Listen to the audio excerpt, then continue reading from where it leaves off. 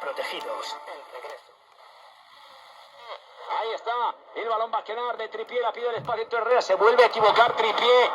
Qué desastre, que toda precisión y ojalá contra, son 3 para 3, el balón por la izquierda, Carlos Neva, que tiene recorrido, van 2 jugadores al remate, lo va a poner en corto, ahí está, se ha equivocado Jorge Molina. Se ha equivocado Jorge Molina con una espuela porque estaba solo, completamente solo el colombiano Luis Suárez. Lo hacemos así después de haber sumado en las últimas 24 horas 57 puntos más. Han sido más de 6.000 nuevos contagiados de COVID en una jornada, la cifra más alta desde el pasado 4 de febrero. Les recuerdo que estamos a la espera de la... Tanto sobre financiación ilegal como sobre otros casos de corrupción. Para obstruir las investigaciones se usaron ilegalmente, según el texto, cerrados y efectivos policiales. En ese documento final...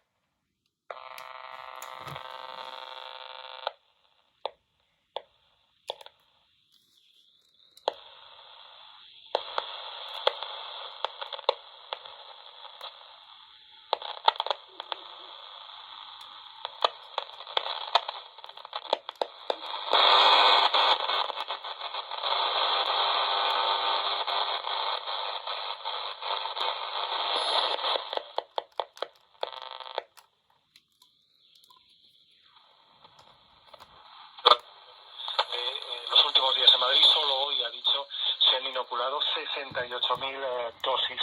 Ya se ha sumado, además, Ayuso a esas comunidades que piden un replanteamiento de los fondos COVID en este punto.